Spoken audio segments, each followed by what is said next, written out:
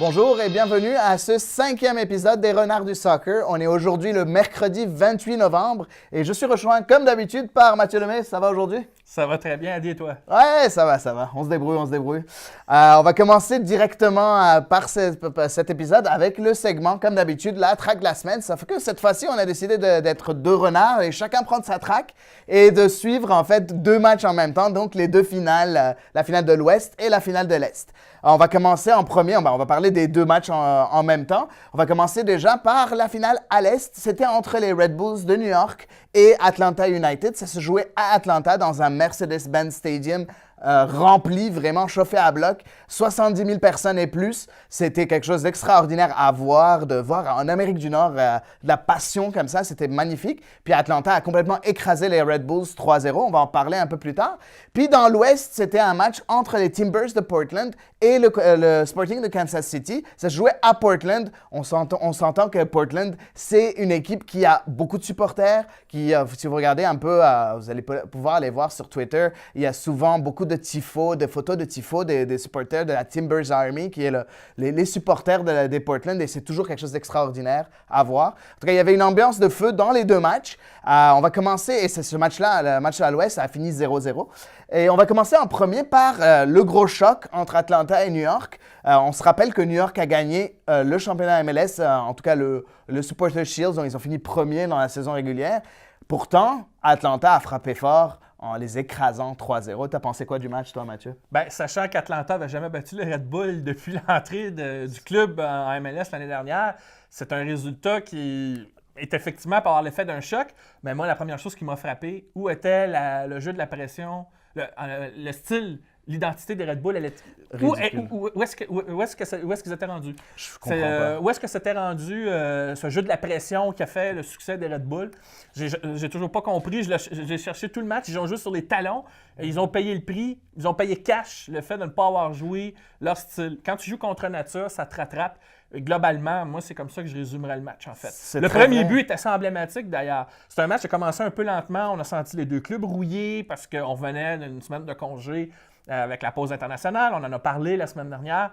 Mais c'est Atlanta qui a trouvé un peu plus son rythme rapidement. Et il a suffi que Tim Parker juge mal un ballon, une remise aérienne de Larentovic à Martinez, qui était rendu seul contre Blaise. Et dans un duel comme ça, le meilleur buteur, le recordman de but dans l'histoire de la MLS pendant une saison. Là, ouais. Il y a plus de chances. Même si Robles est tout un gardien, le duel était un peu inégal. Et ça a ouvert le score. Et là, le match a vraiment démarré. À partir de là, je pense que malgré le but marqué par les Red Bulls sur leur seul tir cadré, ils ont eu un vrai tir cadré, mais c'était leur premier tir cadré du match. Il fallait attendre en deuxième demi, puis il a été refusé. Ça reste à débattre la raison. Il y a des pour et des contre, mais à ce moment-là, je me suis dit, si ça avait été accepté, je veux dire, ils sont chanceux. Ils ont profité du seul moment faible d'Atlanta, mais une fois que c'était refusé, Atlanta a réouvert. Ils ont resserré les boulons en défense, en fait. Ils sont repartis. Et le deuxième but, Almiron, la passe magnifique entre le défenseur latéral et puis Tim Parker qui a connu un match horrible, on va se le dire. Tout comme Tyler Adams, on va y revenir peut-être plus en détail. Ce but-là, c'est un bijou et à partir de là, quand Escobar a marqué, lui qui a connu un fort match, on a senti que mentalement, les Red Bulls, ils étaient plus là. Le jeu de la contre-attaque, même s'ils ont essayé d'aller chercher le but à l'étranger, la contre-attaque d'Atlanta, on les a sentis plus dans le match et plus ça risque d'aller marquer un troisième but, ce qu'ils ont fait avec Villalba. Finalement. Exactement. Et puis tout un but de Villalba, ça, on va vraiment... Après, on le voit vraiment, tout un but de Villalba. Mais en tout cas, ce qui était vraiment décevant, oui, on n'a pas vu le pressing haut de Chris Armas et de ses Red Bulls. C'était vraiment des consignes du coach. Peut-être qu'il a pensé qu'à ce moment-là, il pourrait à ce moment-là contrer Atlanta en étant un peu plus défensif parce que Atlanta, c'est une équipe qui, oui, est capable de marquer sur attaque placée, mais c'est une équipe qui va vite, qui aime les espaces, qui aime vraiment beaucoup profiter de la vitesse de Almiron, de Villalba, qui sont aussi bons dribbleurs, donc ça aide pas. Donc, ils ont essayé quelque chose, Armas a essayé quelque chose, puis ça a juste pas marché. En fait, ce qui était encore plus surprenant, c'est que les Red Bulls, dans leur passe, leur passe n'était presque jamais complétée. Je pense qu'ils ont eu un pourcentage de réussite de passe de 62%, ce qui est très bas pour une équipe comme les Red Bulls qui ont l'habitude de dominer à ce chapitre-là, à faire des passes, à faire un jeu de passes courtes, rapides, ou même des passes en passant par les ailes avec Brady Wright Phillips, qu'on n'a presque pas vu tout le match. Presque pas vu tout le match. Mais lui, il est comme ça. Là. Ouais, mais parfois, on le voit plus souvent, mais là, on l'a pas vu. On n'a pas vu qu'il était là. J'ai même pas remarqué que Brady Wright Phillips, j'ai pas senti l'aura de Brady Wright Phillips. D'habitude, on ressent, même dans des défaites des Red Bulls, on le ressent quand même. Puis cette fois-ci, on l'a pas vraiment ressenti. En tout cas, c'est vraiment dommage. Ça va être très difficile pour les Red Bulls de remonter ce retard de 3-0. Rien n'est impossible au soccer, par contre. Il faut pas dire que c'est impossible, mais c'est presque impossible. La situation est grave et quasi désespérée dans ce cas-ci. Exactement. 3 points pour finir sur ce match-là. Atlanta n'a même pas eu 110% de passes non plus, mais les longs ballons aériens et la bataille du milieu de terrain, c'est eux qui l'ont gagné. Et ils ont été, encore une fois, en mode gestion. J'ai l'impression qu'ils savent qu'ils peuvent gagner autrement qu'en ayant cette possession et cette présence pour être dans le camp de l'adversaire en permanence. Ils savent qu'ils peuvent gagner autrement. Ils ont retenu les leçons de l'an dernier. Ça a apparu sur ce match-là. Ils ont été beaucoup plus patients. Et ça, pour moi, c'est une grosse différence. Je ne dis pas qu'ils ont changé leur style complètement, mais ils ont montré qu'ils pouvaient s'ajuster et, dans certains points, montrer plus d'alternatives. Et ça, pour moi, c'est là que la différence oui, c'est là, au niveau des détails c'est fait. D'ailleurs, ils ont gagné la majorité des duels. Et tu sais, pour moi, à mes yeux, c'est une des statistiques qui comptent dans un match. Une équipe qui généralement gagne ses duels gagne le match. Tu gagnes les 1 contre 1, tu vas gagner le match vraisemblablement. On va passer directement à la finale à l'Ouest entre donc les Timbers de Portland et le Sporting de Kansas City. Très sincèrement, ce match-là a fini 0-0. Pour moi, c'était un match extrêmement excitant. Moi, j'ai adoré ce match-là. Oui, il n'y a pas eu de but. Beaucoup de monde va me dire « Ouais, mais le soccer, il n'y a pas de but. » Oui, il n'y a pas de but, sauf que c'était un match extrêmement entraînant pour moi. Bon, il y a eu quelques petites longueurs, je vous le concède. Par contre, j'ai trouvé que c'était en fait un match. C'est comme si je regardais une partie d'échecs entre Peter Vermes de Sporting Kansas City et Savarese de Portland Timbers. En tout cas, j'ai adoré voir ça, ce duel-là tactique où c'était... Chaque joueur a vraiment tout donné. Le maillot a été mouillé. Il n'y a personne qui peut se dire « Ouais, celui-là a été nonchalant ». Non. Les 22 joueurs et même les remplaçants, ils ont tous fait leur travail. Ils ont tous mouillé leur maillot. Après, je suis sûr que les Timbers ne sont pas très contents de quitter Portland avec aucun but, avec ce score-là. Bon, il faut faire attention. Sur un match, tout peut se jouer. Où que ce soit à Portland, que ce soit à Kansas City, que ce soit n'importe où, ça peut se jouer. C'est pas parce que les Timbers jouent à l'extérieur que c'est fini, le match est déjà fini. Non, c'est pas ça. Donc, il faut vraiment faire attention au match retour. En tout cas, j'ai hâte de voir ce qui va se passer. J'ai hâte de voir le clash entre ces deux milieux de terrain qui sont quand même très, très forts. Au milieu de terrain, on a Valérie Blanco d'un côté, on a de l'autre côté Gutiérrez, Ely, Shallowy, Russell. En tout cas, il y a beaucoup de joueurs extrêmement intéressants au milieu de terrain et je pense que c'est le milieu de terrain qui sera le meilleur qui va l'emporter. Toi, tu as pensé quoi? Sincèrement, c'était, comme tu l'as dit, pour compléter ce que tu viens de dire, c'était un match qui était pas mal égal, très partagé entre les deux clubs. Et ça se voit d'ailleurs dans les statistiques, à peu près toutes les statistiques, sauf peut-être les chances de marquer. Je pense que Portland a eu un petit peu plus de chances, dont un poteau à peine à quelques minutes après le début du match. Un but refusé, mais logiquement à cause d'un hors-jeu. C'est Portland qui a eu les meilleures chances, quoique Kansas City en a eu aussi une belle chance, une frappe de Russell juste au-dessus de la transversale qui n'est pas passée loin. Magnifique enchaînement. Et c'est moi où je voulais en venir justement dans ce match-là. Tim Melia, le gardien de Kansas City, va peut-être être encore la clé qui va permettre, qui sait, à Kansas City de passer en finale. Ça reste un des meilleurs gardiens de la MLS. Juste pour dire à nos auditeurs et à nos spectateurs comme quoi Tim Melia était le gardien de l'année en 2017, donc pas cette année, mais l'année passée. Donc c'est quand même un gardien de très haut niveau. Top 5. Là. Et il a été excellent, c'est vrai, dans ce match-là. Et c'est même l'homme du match, je pense. Je pense que tu serais d'accord avec moi de ce point de vue-là. Là. Oui. Mais quand c'est 50-50, et tu l'as dit, le prochain match, même si c'est à Kansas City, est-ce que Portland, son style de contre-attaque, va plus facilement être à son ressortir et donc ça va être à leur avantage pour le match retour parce que Kansas City va être tenté justement de jouer un peu plus la possession devant leurs partisans. Il faudra voir. Et ensuite, deux facteurs qu'il va falloir tenir compte. Laris Mabiala s'est blessé au match aller. Ouais. Va-t-il être de retour? C'est un excellent défenseur, un des meilleurs défenseurs africains et de la MLS cette année, une des meilleures nouvelles acquisitions. Ouais. Et de l'autre côté, Rubio revient au jeu. Et on sait que Rubio, on l'a vu lors de la série précédente, il a été un facteur sur le banc comme substitut. C'est un bon joueur. Même comme partant, en tout cas, j'en avais parlé. Ça fait une carte de plus dans la manche de Vermes. Ceci dit, Portland, ils craignaient, il y avait des joueurs sous carton jaune, mais finalement, ils n'ont pas perdu pour un surplus. Alors donc, ils ont tout leur effectif, à part Mabiala. Alors, j'ai vraiment hâte d'avoir le match retour de ce côté-là. On va peut-être avoir, en tout cas, c'est certain que ça va prendre des buts pour dénouer l'impasse. Là. Exactement. Je m'attends, très sincèrement, si jamais je veux me lancer quelque part, je m'attends à un festival offensif entre Kansas City et Portland. En tout cas, je m'attends à des buts, à beaucoup de buts. Pourquoi? Parce que Portland aime jouer un peu en contre-attaque. Kansas City aime être offensive. En tout cas, donc ça va être très intéressant. C'est une des meilleures défensives. Alors, ça va être très intéressant de voir ce match final retour qui se jouera demain. Donc le jeudi, le 29, les deux finales de conférence se joueront. Donc on va laisser ça et on reviendra là-dessus le prochain épisode, c'est sûr. On va en reparler, c'est certain. Et en tout cas, on va fermer le segment ici puis on va passer tout de suite au prochain segment. Nous sommes rendus à notre second segment de l'émission, le Renard Bleu, segment qui porte, vous l'aurez compris, sur l'Impact de Montréal. Il ne se passe pas une journée, malgré le fait que l'Impact soit éliminé des séries, sans qu'on entende parler du club IMFC. Ce qu'on a appris récemment, premièrement, ce sont les joueurs dont l'Impact a retenu l'option sur leur contrat pour l'année prochaine, ainsi que les joueurs dont l'Impact n'a pas retenu leur option et qui sont libérés, alors donc que l'Impact décide de laisser partir. Évidemment, il y en a deux dont l'Impact n'a pas retenu l'option, mais on sait que la direction est en train de négocier avec eux. Ce sont bien évidemment les vétérans et anciens internationaux français Bakary Sagna et Rod Fanny. Toi, qu'est-ce que tu as pensé de la décision de l'Impact? Ça confirme un peu ce qui était annoncé lors du bilan de la fin de saison, en fait. Exactement, en fait.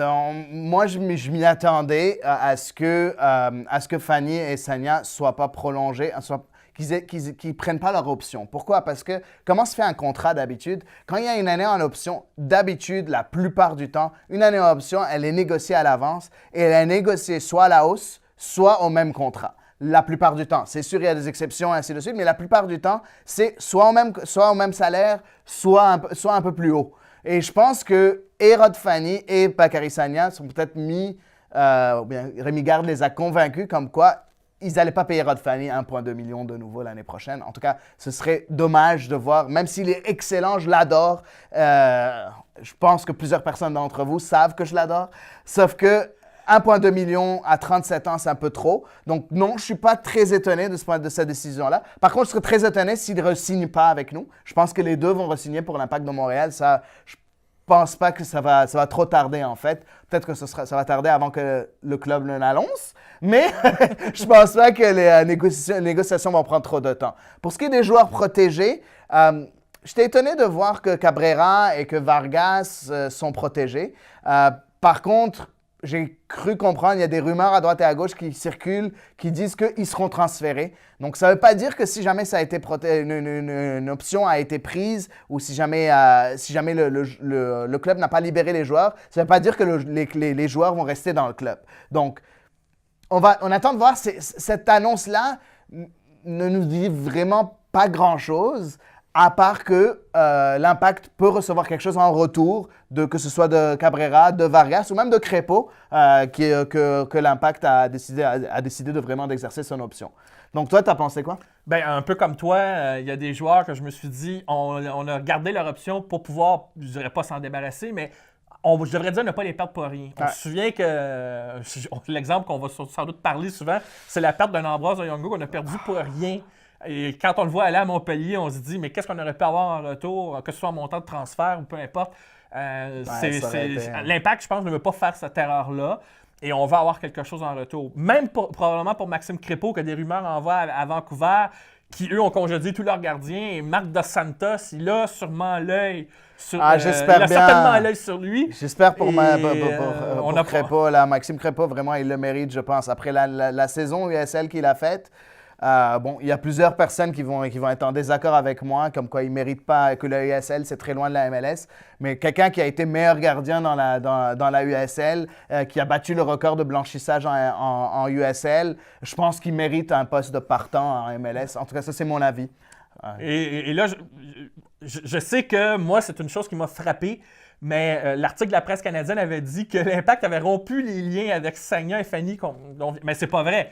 Je pense qu'ils ont mal compris le sens du fait de ne pas exercer l'option sur les deux joueurs. Et moi, je trouve que c'était, je sais pas, c'est une grave faute rhétorique. Je me demande si jamais c'est parce que l'équipe a fait la même chose. Et puis, l'équipe a un grand quotidien français qui couvre un peu tout le sport. Il a dit aussi comme quoi l'Impact les avait libérés, ce qui n'est pas vraiment le cas.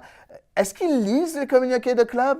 Parce que le communiqué du club le dit très clairement. Le communiqué officiel du club de l'Impact de Montréal dit « Nous sommes en négociation avec Rod Fanny et Bakary Sagna pour leur contrat. » Comment un média qui a un certain nom est capable de relayer une fausse information à ses lecteurs? Je comprends pas. Ben, je ne veux pas tomber dans le cliché d'usage, mais on sait que la MLS n'est pas encore... assimilé. Oui, exactement. C'est pas assimilé, c'est ça. Il y a encore un certain mépris par rapport à ça de la part de certains. Je dis pas que c'est volontaire. Des fois, c'est peut-être dans l'inconscient. Et je veux pas accuser qui que ce soit, mais il y a peut-être ce petit côté-là qui a fait qu'ils ont... On peut dire qu'ils ont pas pris ils ont pris la nouvelle peut-être sur le mauvais angle. Alors, on va tourner la page là-dessus. Peut-être un dernier mot aussi. Oui. Il y a une dernière rumeur. Ben, en fait, c'est pas une rumeur. Ça a été annoncé, mais on l'avait su un peu il y a quelques mois l'an dernier. Le jeune Émile Legault, Québécois de 18 ans, qui est allé se former à Auxerre en France, qui est passé près de signer un contrat, qui a reçu une offre de Celtic Glasgow, quand même, un club prestigieux, pour jouer avec l'équipe de jeunes, par contre, là, mais à 18 ans, défenseur latéral droit. L'offre, malheureusement, ça ne s'est pas conclu pour des raisons, on ne va pas les résumer ici, mais administratives un peu tordues. Et là, il se retrouve sans club, sans rien. Et il a manifesté son intérêt de jouer pour l'Impact. Rémi Garde l'a vu jouer sans m'intéresser à lui. Et il y aurait peut-être, si Sagna signe, il pourrait devenir, si l'Impact le signe, pourrait devenir un peu son mentor. Est-ce que tu aimerais voir, toi, rapidement, un joueur comme Émile Legault à Montréal? C'est un jeune Québécois, il a montré sa volonté de jouer ici. J'aimerais beaucoup. Par contre, il y a plusieurs hics à cette histoire, selon moi. C'est que, en premier, est-ce que, si jamais Legault vient ici, est-ce qu'il ne prendrait pas la place d'un autre jeune qu'on vient juste de signer professionnel qui est aussi latéral droit? Il faudrait voir, parce que Kinumbe, c'est à gauche, par contre. Mais on va voir. Mais Bahia, on sait que Garde le veut au milieu de terrain. Oui, mais il est latéral droit aussi. Donc, mais on va voir. Je me dis, est-ce que ça pourrait prendre sa place? Ça, c'est la première chose. La deuxième chose... Il ne coûtera pas grand-chose. C'est un Canadien aussi. Je suis complètement d'accord. Mais sauf qu'il faut bien aussi donner une chance à nos jeunes de l'académie qu'on a pris du temps à former. Donc, oui, j'aimerais bien voir Émile Legault ici. Après, c'est possible aussi, je suis juste en train de faire l'avocat du diable. Oui, j'aimerais beaucoup qu'Émile Legault signe pour l'Impact de Montréal. Par contre, il faut voir aussi le revers de la médaille. Est-ce que ça ne va pas être un autre flop à la Petrasso? Petrasso aussi était connu, l'équipe nationale du Canada. On était tous très contents quand il a signé. Moi, le premier, parce que j'avais vu la Gold Cup et il avait très bien fait en Gold Cup. Puis on s'attendait à ce que ce soit un succès. Mais en fait, ce n'était pas un succès. Donc, il faut vraiment faire attention à ça. Je dirais pas non. Mais en tout cas, ça n'a pas l'air. Aux dernières nouvelles, Nicolas Martineau a bien dit de TVA Sport, a très bien dit comme quoi, finalement, il n'y a pas de place à l'Impact de Montréal pour Émile Legault. En tout cas, c'est ce qui... Pour l'instant, mais c'est pour encore drôle. Et il a même dit que c'est possible que Émile Legault soit en contact déjà avec Toronto. Donc, je vois une motivation, moi, d'aller chercher peut-être. Mais comparé à Petrasso, vite, il n'a que 18 ans, c'est encore un jeune. Il est peut-être là pour apprendre. On ne veut pas le prendre pour être un titulaire. Non. Il faut faire attention. Et on pense à l'exemple, même s'il n'avait pas 18 ans quand il est arrivé, on pense à Samuel Piette qui a fait cette classe en Europe. Non, mais on ne sait jamais, tu peux le former et tu peux et lui, il a un potentiel, il a été formé en Europe, il a grandi, sa mère l'avait emmené en France. Il peut être revendu, on pourrait en tirer un... Oui, c'est l'avantage. C'est très vrai. C'est probablement qu'il faut le voir comme ça, mais tu le dis, il y a probablement d'autres facteurs. Il faudra voir exactement qu'est-ce que l'Impact a planifié, parce qu'on les sent, là, qu'il y a un plan de travail qui suivent à la lettre. On a vu Rémi Garde, notamment à Bologne, récemment. J'en ai parlé d'ailleurs hier sur Média Maghreb. On m'avait posé la question, et là, je me suis dit, est-ce que... Il est là sans doute pour deux raisons. Il observe évidemment des joueurs de Bologne qui pourraient peut-être l'intéresser, mais aussi probablement pour rencontrer l'équipe de recruteurs rumeurs moi, je suis en sûr vue Je suis sûr que du c'est recrutement plutôt MLS ça, que ouais. Saputo avait annoncé. Mais il faudra voir les prochaines dates. Je sais que les gens tripping déjà d'impatience, mais ça s'en vient, ne vous inquiétez pas, on va avoir l'occasion d'en reparler. Très bientôt. Donc, ça va clore notre deuxième segment, le renard bleu. On va vous laisser tout de suite pour le prochain segment.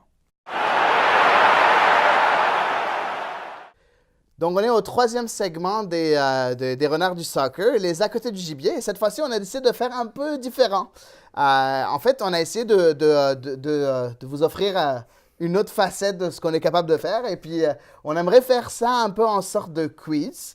En fait, on a appris une très grande nouvelle dernièrement, c'est que Oscar Pareja, qui est l'entraîneur de Dallas, qui est là depuis assez longtemps, qui a décidé de quitter la MLS et quitter Dallas pour aller entraîner au Mexique, à Tijuana. Donc, on a décidé de faire un petit quiz sur Oscar Pareja, qui a été là en tant que joueur, qui a été là en tant qu'entraîneur en MLS, et qui a quand même marqué la MLS de par son talent en tant que joueur et de par son talent en tant qu'entraîneur, coach de l'année en 2016, par exemple, et ainsi de suite. Donc, Mathieu et moi, on va jouer un petit jeu, donc comme on a dit, un petit quiz. Mathieu va me poser une question, et puis moi, je vais y répondre. Je vais avoir 1 minute pour y répondre. Puis notre cher collaborateur, David, va s'occuper du sablier.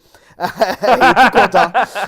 Il va s'occuper du sablier. On va avoir 1 minute pour répondre aux questions. Donc, chacun va se poser une question. Et à la fin, on va vous faire participer à cette émission-là en vous posant une question à vous. Donc, n'hésitez pas à commenter sur les médias sociaux et nous donner vos réponses. Donc, Mathieu, je te donne l'honneur de commencer et d'essayer de me faire tomber dans le pétrin. Non, ben là, dans le pétrin. Bon, tu l'as dit, Oscar Pareja, c'est un enfant du FC Dallas. Un peu comme Mauro Biello l'était à Montréal. Il a grandi dans l'organisation comme joueur, mais aussi comme entraîneur, l'entraîneur des jeunes et tout ça. Cela dit, lorsqu'il est arrivé dans la MLS, il n'a pas commencé avec le FC Dallas. Avec quelle équipe il a commencé, même s'il n'est resté que très brièvement? Il est resté la moitié d'une année et je vais répondre tout de suite. Tu n'as même pas besoin de faire le sablier, mais il a commencé avec la Révolution de la Nouvelle-Angleterre. Il était là pour la moitié d'une année avant d'être transféré à Dallas. Et puis, en fait, il y est resté à Dallas. Dans ce temps-là, en plus, c'était même pas le FC Dallas, c'était encore le Dallas Burn. Vous imaginez le nom, hein? Donc, ça a été Burn et je viens de te burn. Non, c'était... on sait jamais. Évidemment, c'est parce que des fois, quand quelques matchs, on ne s'imagine pas. C'est parce que si je t'avais demandé dans quel pays il est né, ça aurait été encore plus facile, j'imagine. Ouais, on sait que c'est un ancien international colombien, par exemple. Il n'aurait pas eu besoin d'être fort de café, excusez la vanne, pour avoir deviné ça. Mais bon, voilà. Non, mais c'est bien, tu as fait tes devoirs. Je te félicite. Ah, ben parfait. Ben écoute, on va attendre que notre cher David il s'occupe du sablier. Entre-temps, on veut juste vous parler un peu de ce que Pareja a fait à Dallas. Dallas a gagné 2 Superstar Shields avec Pareja en tant qu'entraîneur. Un doublé en 2016, Supporter Shield, Coupe des États-Unis. Coupe des États-Unis aussi, US Open Cup. Pareja aussi a fait en sorte de suivre la philosophie de Dallas, du FC Dallas, qui est de faire jouer des jeunes, de mettre en valeur le centre de formation. On le voit à plusieurs joueurs. On parle d'Acosta, qui est plus là. Il y en a eu un total impressionnant de 22-23 home ground de l'académie qui sont passés avec l'équipe pro. C'est impressionnant. Même cette année, on a même Richards qui est parti maintenant, qui joue en Europe au Bayern Munich. Je pense effectivement. Il y a vraiment un gros travail fait par Oscar Pareja. Et bon, là, je vais en profiter pour poser ma question à Mathieu. J'espère qu'elle ne va pas être trop compliquée. En fait, Oscar Pareja a joué en tant que joueur, c'était un milieu de terrain. Puis il a joué, il formait un duo très intéressant avec un certain attaquant qui il est maintenant, il n'est pas en poste maintenant, mais qui est un entraîneur maintenant en MLS. Est-ce que tu connais le nom de cet entraîneur? Oh, c'est une bonne question. Là, tu fais appel à quelque chose. Là. Ça va me prendre probablement la minute au complet. Prends ton temps, mais c'est pas évident. Mais là, tu vois, j'ai fait mes devoirs. Au fur et à mesure, je vais te donner des indices, d'accord? Okay. On va commencer par le premier indice. C'est un joueur qui jouait en tant qu'attaquant et qui a marqué beaucoup de buts en MLS. C'est un bon buteur. Ouais, d'accord. Ah, mon Dieu. Ah là. C'est parce que là c'est que j'hésite entre plusieurs noms. Ouais, c'est ça. Je vais te donner d'autres indices. C'est ça t'en la fais question. pas. OK, si je te donne un autre indice, c'est un joueur qui était entraîneur maintenant, cette année, en 2018, en MLS, sauf qu'il n'est plus en poste maintenant. Ah, il fait partie de ceux qui sont malheureusement... Qui a perdu son emploi Qui a durant l'année. perdu son emploi pendant l'année, hein? D'accord. Alors là, ça devient intéressant. Mais ça peut pas être Patrick Vieira, malheureusement. Ça aurait été trop facile. Non. Il fait partie de ceux qui sont partis. Il y a Jesse March qui est parti, mais je doute que ce soit lui. Non. Je ne me rappelle pas l'avoir vu comme joueur encore. Hein? Jesse March a été quand même joueur longtemps. Hein, oui, mais je me rappelle pas qu'il a joué avec lui. Ok. Mais ça aurait pu, mais c'est pas... Non, mais c'est ancien aussi. Hein? C'est du temps, même peut-être avant Jesse March, en tout cas dans ces années-là. Et c'est quelqu'un qui a pris sa retraite. Non, effectivement. Là, il y a longtemps aussi. Non, mais j'essaie de trouver là, quel entraîneur qui est parti. Cet entraîneur, maintenant, qui est plus en poste maintenant, il était aussi... il a entraîné Salt Lake City. Ah, tabarouette. Oh là là, je suis coincé, mais j'essaie de trouver le nom. Mais dans le passé, il a entraîné Salt Lake City. Oui. Hein? OK. Mais là, bon, c'est pas l'entraîneur actuel. Mais c'est pas grave, elle est un peu compliquée. C'est Jason Kreis. Jason Kreis. Ben, tu vois, j'avais ce nom-là dans la tête, mais je me suis dit que ça pouvait pas être lui. C'est Jason Kreis, effectivement, qui a joué avec Parea, qui a formé un très bon duo. C'était toujours Parea en tant que passeur, puis Kreis en tant que buteur. Ils ont joué 7 à 8 ans ensemble, si je me rappelle bien. En tout cas, c'était un très bon duo en attaque pour le Dallas Burn. En tout cas, je me ferai jamais à ce nom-là. Donc, c'est ça. Et on va en profiter maintenant, Mathieu. J'aimerais juste te donner la main parce qu'on aimerait vous faire interagir aussi. Donc, vous donner une question et vous pourrez vous-même répondre et on vous donnera la réponse au fur et à mesure. Et juste avant la question, juste rappeler qu'on a appris récemment qu'Oscar Pareja est maintenant l'entraîneur du club de Tijuana au Mexique, qui a terminé 15e sur 18 dans la Liga MX récemment, donc il va sans doute relancer le club. Et il y a des joueurs MLS à l'heure actuelle, notamment un certain Milan Barros, je pense. Non, pas Milan Barros, excuse. Milan, c'est quoi son prénom? En tout cas, j'ai oublié son nom de famille. C'est un ancien de la MLS. Il y a des anciens de la MLS qui sont là, qui sont, en tout cas, qui sont dans l'équipe. Je pense qu'Éric Torres, ça par contre, je suis à peu près certain qu'il est là-bas. Cubo Torres, c'est ça. Mais, qui joue à Houston. Qui a joué à Houston. Et on pense qu'il y en a d'autres qui vont suivre. Okay. Alors, parce qu'Oscar Pareja est aimé. Il était aimé des joueurs. Il n'a pas été mis dehors, il faut le dire. Non. Il va sans doute revenir dans le giron de Dallas un jour. Les propriétaires, les frères Hunt, l'adorent beaucoup. Mais on a senti, c'est peut-être l'élimination hâtive. C'est les séries éliminatoires qui ont été un peu le plafond de verre qui n'a pas réussi à faire il y a franchir plusieurs à son choses. équipe. Je pense qu'il a fait son temps. Il a quand même fait... si on regarde dans le passé de Dallas, d'habitude, les entraîneurs, ils restent à peu près 4-5 ans. Là, ça fait 5 ans qu'il est entraîneur principal de Dallas, Oscar Pareja. Donc, je pense que c'était le moment de passer à un nouveau cycle. En tout cas, il y a plusieurs noms qui sortent, des rumeurs à droite et à gauche. Je vous conseille très fortement de suivre le compte de FC Dallas francophone, qui est extrêmement intéressant. C'est un gars très instruit qui connaît très bien son club. Vraiment, j'apprends des trucs à n'en plus finir en le suivant. Je vous le conseille très fortement. Et en fait, il en parle et il a mentionné comme quoi ce serait Peter Lussan qui pourrait prendre la place de Oscar Pareja en tant qu'entraîneur principal. Peter Lussan, on s'entend, c'est un ancien international français qui a fini sa carrière à Dallas, qui a joué à Dallas et qui est depuis assistant à Dallas. En tout cas, il est passé par plusieurs postes, mais dernièrement, il était assistant. Donc, ce serait un des successeurs souhaités à ce poste-là. En tout cas, on verra les prochains jours. On verra. Et pour la question? Comme on l'a dit tantôt, c'était un joueur qui était assez bon, ou en même temps qui était un très bon entraîneur, ce qui lui a valu pas un, mais 2 surnoms. Mais on aimerait que le public nous en donne au moins un des surnoms avec lequel on appelle Oscar Pareja, lorsqu'on ne l'appelle pas par son nom. Juste nous nommer un des 2 surnoms avec lequel son entourage qui l'adore, les joueurs et tout ça, voire ses anciens coéquipiers, ont bien aimé l'appeler. Et vous nous écrivez là-dessus, vous pouvez nous écrire sur nos comptes Twitter pour nous envoyer la réponse, où on va republier la question et où vous pourrez répondre, et on verra qui a bien répondu. Exactement. Lors de notre prochaine émission la semaine prochaine. Exactement. Ben écoutez, c'est ça qui va clore notre épisode des Renards du Soccer, l'épisode 5. On espère d'en avoir des millions à un moment donné. J'aimerais beaucoup remercier David Dixot, qui était aussi l'homme du sablier. Et j'aimerais beaucoup aussi remercier City Vision. Merci beaucoup, Mathieu. Ouais, et j'espère prendre ma revanche le prochain Ben, quiz. je suis sûr que arriver. je suis sûr que ça va arriver à un moment donné. Merci encore une fois et puis à la semaine prochaine.